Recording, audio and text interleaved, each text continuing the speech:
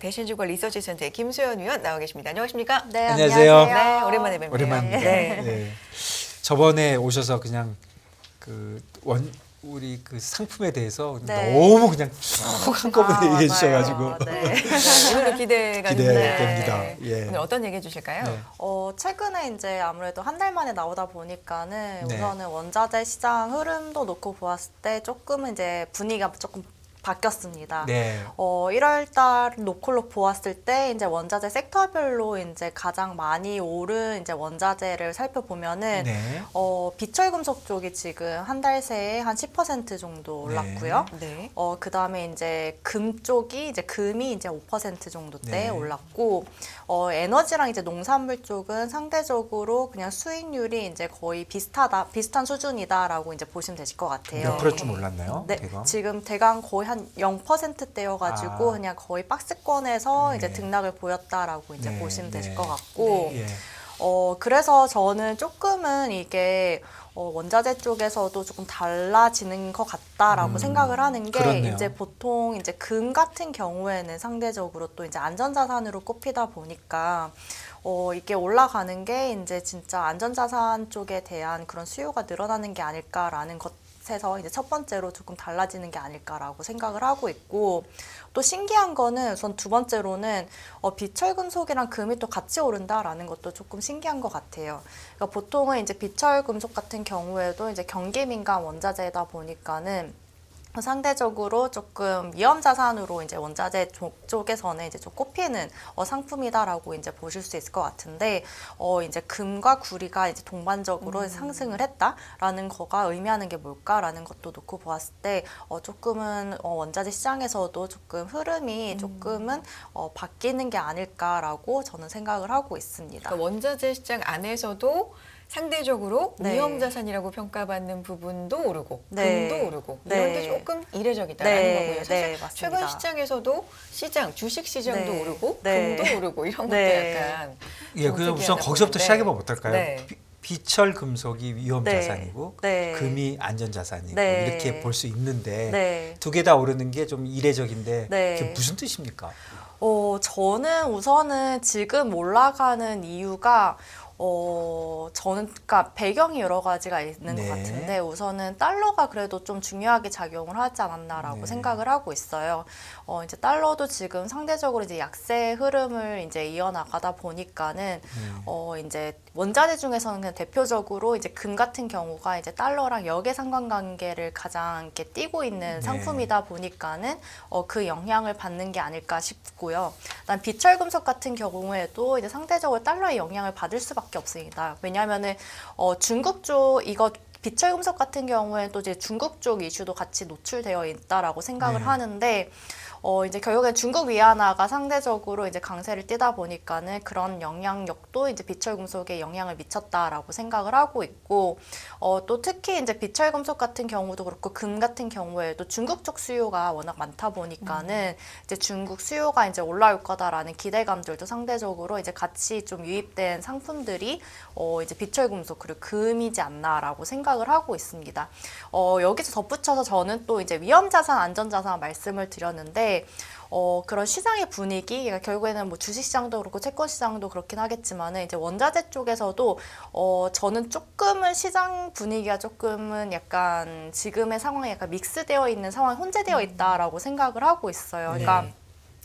상대적으로 이제 그 비철금속 같은 경우에는 이제 위험 자산이다 보니까는 이제 뭐 경기가 좋아질 때 보통 이제 올라가야 되는 건데, 지금은 저는 그런 시점이 아니다 보니까는 이게 왜 올라가지라는 것, 그리고 이제 금 같은 경우에는 조금은 이제 뭐 경기 침체 뭐 이런 걸 바라보고 있다 보니까는 올라가는 거에 대해서도 상당히 조금 이제 전 동의를 하고 있는 상황이고, 실제적으로도 지금 이제 투기적 자금 유입을 좀 살펴보면은 원자재 쪽에서 이제 유동성이 유입되는 상품이 이제 금 쪽으로 많이 쏠리고 있다라고 이제 보시면 되실 것 같아요. 네. 그래서 보통 이제 에너지랑 농산물 그리고 비철금속 같은 경우에 조금 플랫한 모습이 보이고 있는데 지금 유동성, 그러니까 지금 투기적 자금 시장에서는 이제 안전자산으로 조금 이제 좀 유입이 되고 있는 상황이다라고 이제 보시면 되실 것 같습니다. 중국에서 있는 금에 대한 수요는 네. 뭐 공업용입니까? 중국 쪽에서의 수요는 공업이라기보다는 예. 그러니까 장신구 쪽이라고 이제 보시면 되세요. 장신구요? 네. 그러니까 이게 그 산업용 쪽에 대한 그 금 수요에서 이제 산업용에 대한 그런 수요는 상대적으로 그냥 고정되어 있다라고 이제 예. 보시면 되실 것 같고. 네, 귀금속 그러니까 금 중에서도 이제 그 장신구 수요가 한 50% 정도 되고요. 네. 그다음에 이제 그렇게 많습니까? 네. 네. 그리고 이제 그 안에서도 이제 수요가 이제 큰 비중을 차지하는 국가가 중국, 인도인데 이제 중국이 한 30% 정도 되다 보니까는 이제 워낙 지금 제로 코로나 정책으로 이제 소비 활동이 조금 억눌려 있었던 게 이제 다시 조금 오픈되면서 이제 뭐 결혼식이라든지 뭐 이런 게 늘어나면서 이제 장신구 수요도 늘어날 거다라는 이런 기대감이 어떻게 보면은 이제 비철금속 쪽의 산업 쪽에 대한 기대감이랑 같이 유입이 된 것 같습니다. 네. 예, 결국은 비철 금속이든 금이든 네. 뭐 10%씩 올랐다는 건 사실 중국의 영향을 빼놓고 설명하기 사실 어렵잖아요. 네, 맞습니다. 예, 중국에서 뭔가 일어날 것이다 이렇게 네. 생각하는 건데 중국의 장신구에 대해서도 금 가격에 영향을 미칠 정도로 네. 이렇게 한다는 거죠. 네. 그런 쪽에서 생각을 하면 좀 이해가 되네요. 네. 네. 양쪽 다 오르는 게. 예. 네. 금 얘기를 좀 해봤고요. 다음은 어떤 얘기를 좀 해볼까요? 구리 가격도 네. 네. 네, 우선 구리 쪽 좀 더 저는 네. 말씀을 네. 드리고자 하는데, 네. 구리 같은 경우에는 지금 가격 상승이 이제 과연 저는 이제 이어질 수 있을까라는 거에 대해서 조금 의문을 가져야 된다라고 생각을 하고 지금 어느 있습니다. 정도 올라와 있는 상태예요? 지금 그래프를 보시면은 네. 그림 1 같은 경우에는 이제 구리를 포함한 이제 비철금속 지수를 담은 그래프라고 보시면 되실 것 같은데 이제 파란 색깔 선으로 놓고 보셨던 것처럼 이제 2022년 말부터 지금 계속해서 상승세가 이어지고 있는 상황입니다. 그리고 이제 비철금속 그 상품별로 이제 놓고 보았을 때는 그림 2번을 이제 보시면 되실 것 같은데 그렇게 지금 그 2020년 1월 1일 기준자로 했었을 때는 그 가격이 그렇게 크게 올라온 건 아니에요. 지금 가장 크게 올라온 상품은 이제 니켈 정도이고 그다음에 주석 정도가 이제 많이 올라온 상황이고 구리 같은 경우에는 아직까지 이제 조금 지금 한 9,500까지는 이제 진입했지만은 그래도 아직까지 그 룸은 남아 있다라고 생각을 하고 있고요. 지금 구리가 어떤 거죠? 지금 구리가 이제 파란 색깔 선이라고 이제 보시면 가운데 되실 것 그 같아요. 쭉 튀어나온 게 구리인가요? 네, 예, 네. 예, 예. 그래서 지금 니켈, 그 다음에 이제 주석, 그 다음에 이제 구리 순으로 이제 가격 상승세가 네. 상승이 이제 크다라고 이제 보시면 되실 것 같고, 이 그림 이번에 그 나타난 이제 구리를 포함해서 이제 가격 상승폭이 큰 아이들이 결국에는 제가 보았을 때는 이제 중국의 그런 재정 확대 정책 그리고 뭐 인프라라든지 건설 쪽에 대한 수요가 이제 기대되는 쪽에 그 좀 가격이 많이 올랐다라고 이제 저도 보고 있는 상황입니다. 뭐 니켈 같은 경우에는 이제 보통 그 가장 수요가 높은 단이 이제 스테인리스 강 쪽이 이제 가장 수요가 높거든요. 한 그 스테인리스 강이 한 60-70% 네. 정도 되고 그다음에 2차 전지 관련된 수요가 한 10%대에 머무르고 있는데 이제 거기에 대한 수요도 이제 늘어날 거라는 기대감들이 이제 니켈 쪽도 이제 올라가고 있는 상황이고 주석 같은 경우에도 이제 가전제품 쪽에 대한 수요가 이제 늘어날 것 같다라는 측면에서 이제 올라오고 있는 상황. 그리고 이제 구리 같은 경우에도 뭐 인프라 관련해서 그리고 이제 건설 관련해서도 이제 중국 쪽이 중국 정부에 대한 그런 믿음 때문에, 그러니까 그쪽에 대한 수요가 회복될 거다라는 기대감이 지금 가격 상승 요인으로 이제 조금 작용을 하고 있습니다. 네. 근데 조금 저는 말씀을 드리고 싶은 게 조금은 지금 비철금속 시장에서도 조금 혼재되어 있는 그런 경제 지표라고 해야 되나라고 네. 지표들이 있는 것 같아요. 우선 그림 3번을 보시면 되실 것 같은데 이게 구리 같은 경우에도 지금 거래소가 이제 두 군데가 있는데 이제 네. LME 쪽이 이제 런던 메탈 쪽, 그다음에 이제 SHF가 그다음에 중국 쪽 거래소라고 이제 보시면 되실 네. 것 같은데 보시는 것처럼 지금 상대적으로 지금 그 중국 쪽에서는 그 2023년, 2022년 보시면은 재고가 지금 쌓이고 있습니다. 오히려 중국 쪽에 대한 수요 회복이 이제 될 거라고 생각은 하지만은 지금 중국 쪽에서의 구리 재고는 늘어나고 있는 상황이고 LME 쪽은 오히려 빠지고 있는 상황인데 이게 구리뿐만 아니라 다른 모든 비철 금속 쪽에서도 약간 이런 현상이 나타나고 있습니다. 그러니까 이게 조금 왜 좀 이렇게 해석하기 어렵다라고 네. 생각하고 하는 이유가 보통은 이제 수요가 회복되고 이제 공급이 타이트하면은 재고가 이제 보통 통상적으로 이제 빠지는 그런 그림이 나타나고 있는데 지금 LME 쪽에서는 빠지고 이제 중국 쪽에서는 쌓이는 게 어떻게 보면은 두 개 합치면은 거의 변화가 없다 보니까는 이걸 어떻게 해석을 해야 하나? 네. 라고 이제 보통 의문을 가지고 있는데 저는 지금의 상황이 어떻게 보면은 거래소 간의 그런 이동이 나타나고 있는 것 같다라고 생각을 하고 있습니다. 그러니까 이게 지금 작년 3월달에 니켈 쪽에서의 그런 사태가 있다 보니까는 이제 런던 쪽 거래소에 대한 이제 신뢰도가 좀 떨어진 네. 상황이어서 그런 이동들이 이제 중국 쪽으로 조금 쏠리고 있는 현상이 나타나고 있는 상황이고 그렇기 때문에 이제 LME 쪽에 보관되어 있던 이제 구리들이 상대적으로 중국 쪽으로 이제 이전하고 있는 상황이 첫 번째 발생하고 있다라고 생각을 하고 있고 그다음에 두 번째로는 지금 현재 중국 쪽에 대한 수요 회복 기대감이 있지만은 그게 아직까지로는 이제 재고 쪽으로 나타나지 않았다라고 생각을 하고 있고요. 그렇기 때문에 저는 현재의 기대감만으로는 이제 가격 상승세가 이어가기는 조금 힘들다라고 생각을 하고 있고 이제 구리 같은 경우도 그렇고 비철 금속 같은 경우에도 가격이 상승하기 위해서는 결국에는 지금 기대감의 확인이 필요하다. 그러니까 결국엔 중국 경제 지표라든지 아니면은 뭐 부동산 쪽에 관련돼서 이제 지표들로 인해서 이제 과연 그만큼의 수요 회복이 그러니까 건설 시장이 회복이 되고 이제 진짜 그런 인프라 정책으로 인해서 이제 투자 환경이 이제 투자 지표들이 이제 좋게 나오는지가 우선 첫 번째로 확인을 해야 되고 그런 상황에서의 그런 수요가 진짜로 이제 늘어나는지가 확인이 되어야지 조금 네. 가격 상승이 이어질 수 있다라고 생각을 하고 있는 게 또 어떻게 보면 이 재고의 그런 데이터로도 조금 확인을 할 수 있지 않나라고 생각을 하고 있습니다. 저 그래프를 보면 20년과 21년은 재고가 네. 확 줄었고요. 네. 줄은 이유는 그때 뭐 많이 써서 그런가요?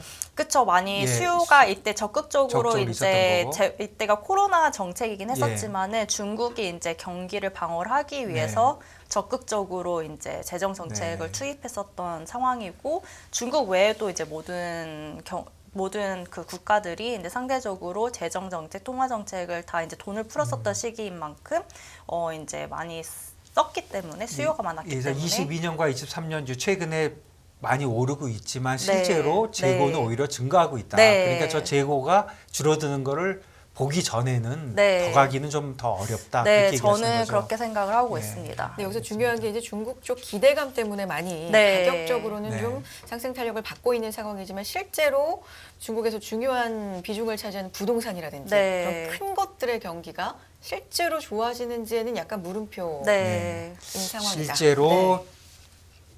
줄어들어야 재고가 네. 결국은 받침이 될 거라는 거죠. 그러니까 생각보다 많이 오른 거죠. 사실은 10% 그쵸. 올랐으면. 네, 많이. 네, 저도 네. 그래서 조금은 지금의 상황이 조금 기대감이 너무 과도하게 조금 가격 측면에서 네. 반영이 된 게 아닐까라고 생각을 하고 있고요. 네.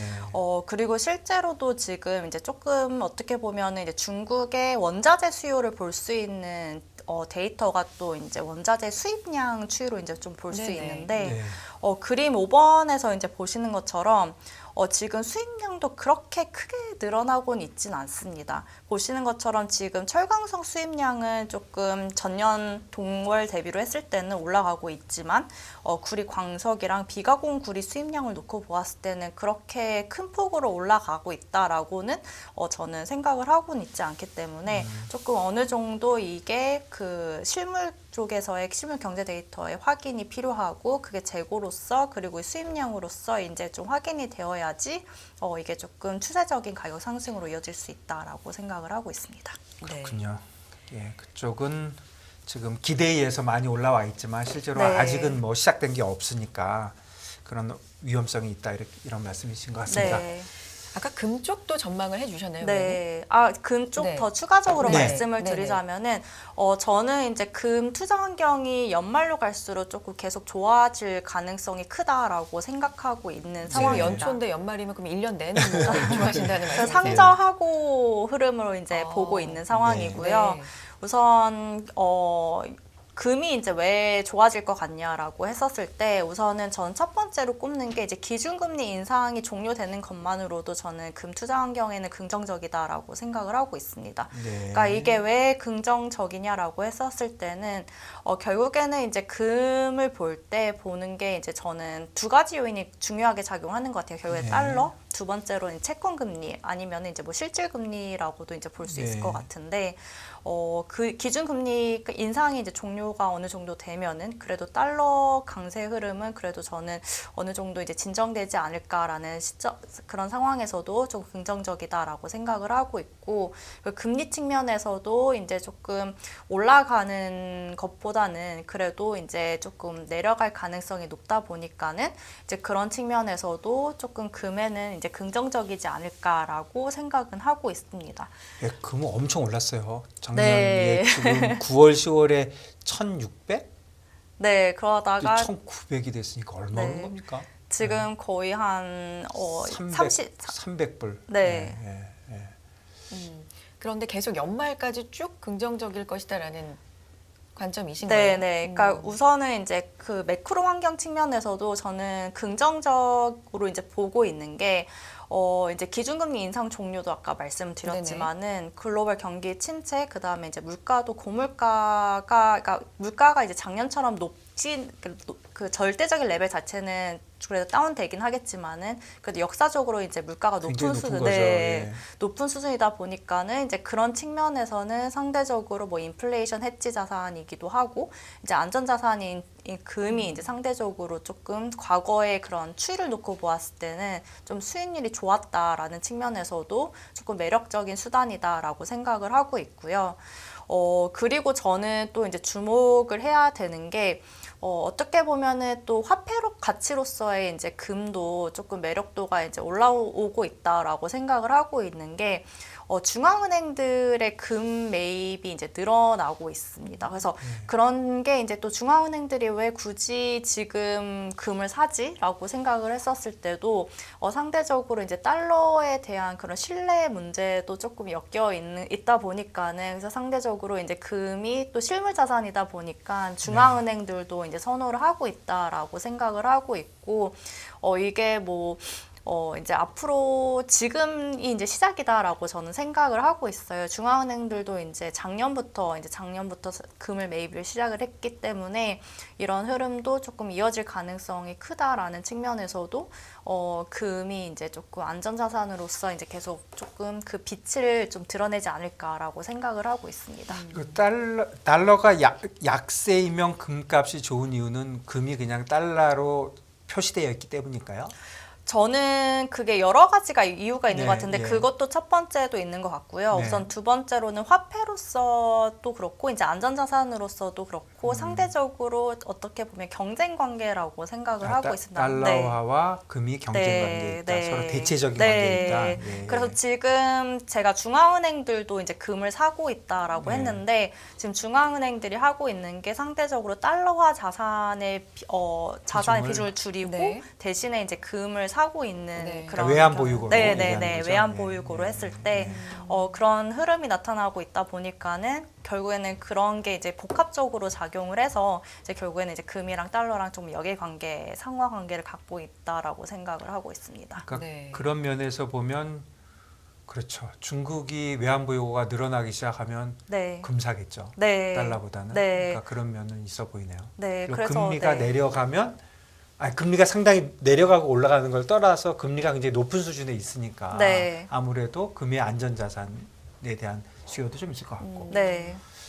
그렇네요. 그런데 그래도 가만히 보면 금이 너무 비싸요, 지금. 왜냐면 금을 아주 길게 보면 2,000불 이상은 잘 안 가잖아요. 네, 그쵸. 잠깐 가지만 네. 뭐 2,100불도 잠깐 가지만 네. 아무리 봐도 금이 2,000불 이상은 잘 안 가는데 네. 지금 벌써 1,930불인데 네.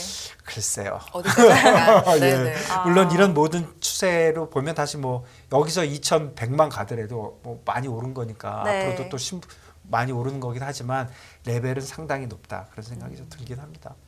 저도 그래서 이제 좀 많이 고민을 하고 있어요.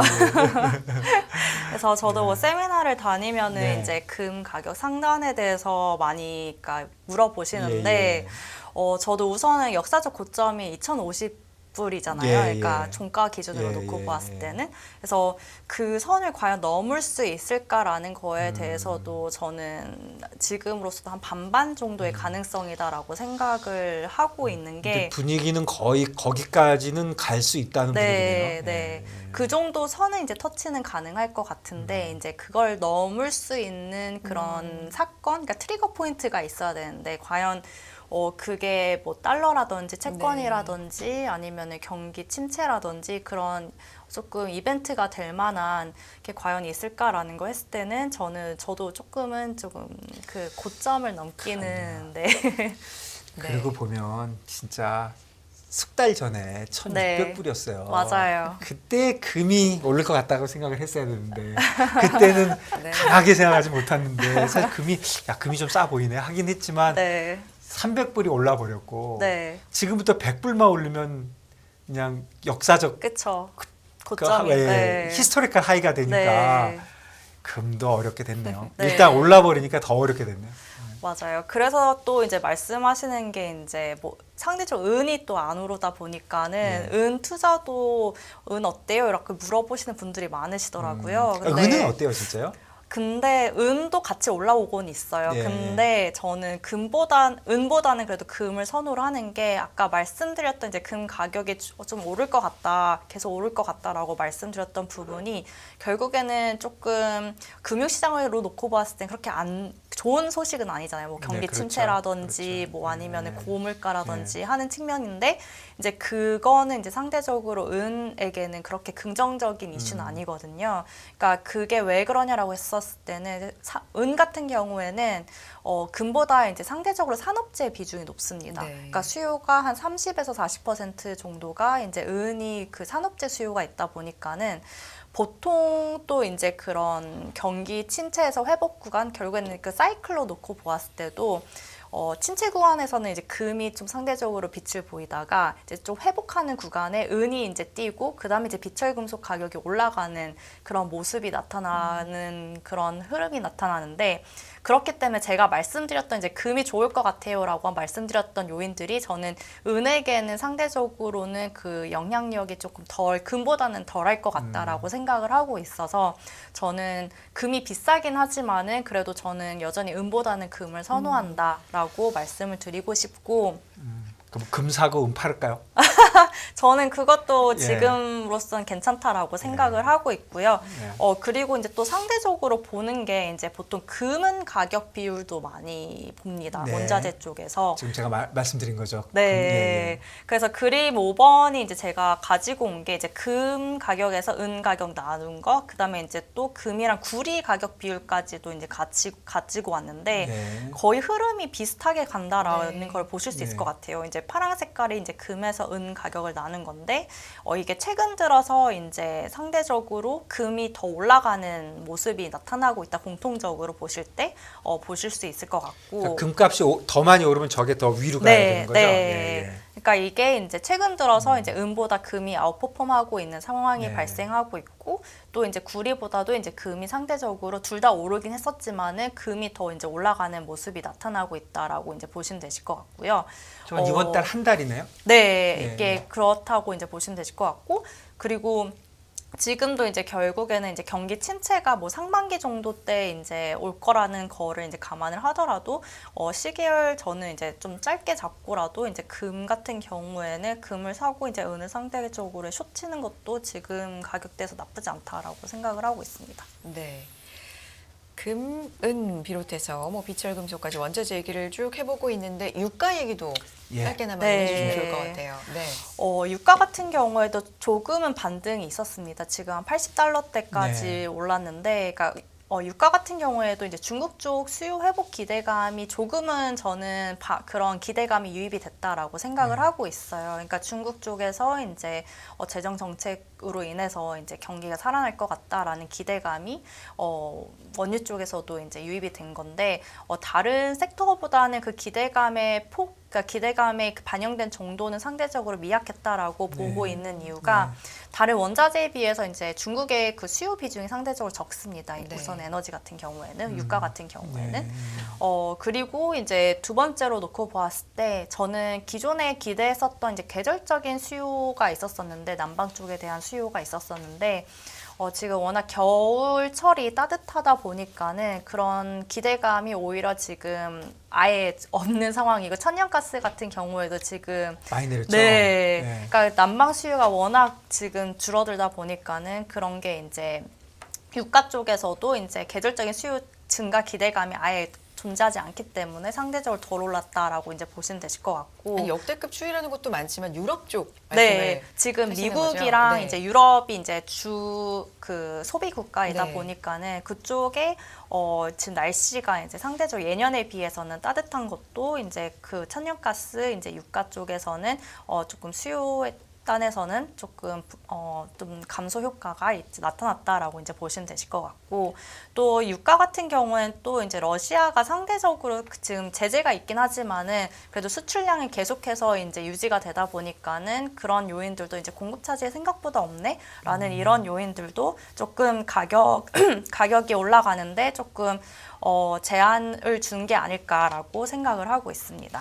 네. 예, 유가가 진짜 뭐 확 오르지는 못해요. 보니까 네. 80달러 정도 가면 계속 거기선 잘 못 오르네요. 예. 역시 공급 쪽, 수요 쪽 다 그렇게 만만하진 않는 거네요. 네. 유가는. 골드만삭스가 근데 국제 유가가 뭐 100달러 넘을 거다 네. 이런 예측도 했는데 거기에 대해서는 그러면 좀 물음표를 갖고 계신 건가요? 저는 그러니까 이게 연간으로 놓고 봤을 때 가능은 할 것 같은데, 네. 이제 골드만삭스의 그런 논리는 제가 봤을 때는 두 가지인 것 같아요. 첫 번째는 공급이 부족하다. 그다음에 이제 두 번째로는 중국 쪽에 대한 그러니까 하반기로 갈수록 이제 경기가 회복이 될 거고, 특히 이제 중국 쪽이 수요를 견인을 할 거다라는 입장인 것 같은데, 저도 어느 정도는 좀 동의를 하는데, 이제 가장 아무래도 큰 이슈가 이제 수요가 과연 그만큼 기대만큼 올라올 수 있을 것인가? 그다음에 이제 공급단에서도 지금 생각보다 이제 그 날씨가 따뜻하다 보니까 이제 에너지 위기가 없이 이제 무난하게 지금 잘 넘어가고 있는 상황인데, 그런 공급단의 이슈가 과연 올해에 이제 발생이 그렇게 큰 이슈가 발생할까라는 측면에서는 그 가능성은 근데 저는 더 줄어들고 있다라고 생각을 하고 있어서 한 번은 터치는 가능하겠지만은 그 윗단에서 이제 놀기는 저는 조금 힘들다라고 생각하고 있습니다. 네. 그렇군요. 지속적으로 얘기 나오는 감산의 영향은 크게 없을까요? 저는 감산이 이제 더 추가적으로 이제 하지 않는 한 그 영향력은 조금 제한적이다라고 생각을 하고 있고요.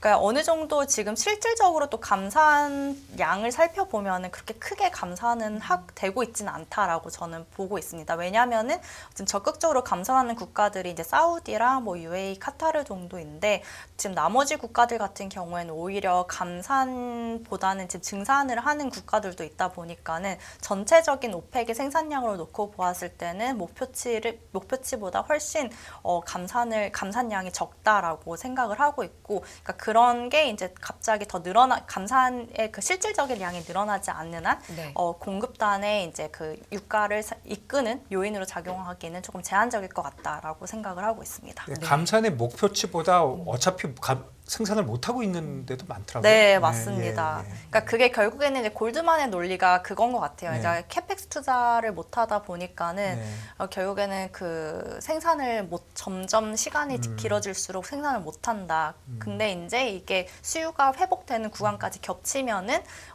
이제 유가가 더 올라갈 수 있다. 예, 의지가 아니라 지금 KPX를 많이 못 해가지고. 네. 예, 알겠습니다. 자, 원자재에 대한 이야기를 쭉 정리해보는 시간이었네요. 대신지구 리서치센터의 김소연 위원과 함께했습니다. 고맙습니다. 네, 감사합니다. 감사합니다. 네.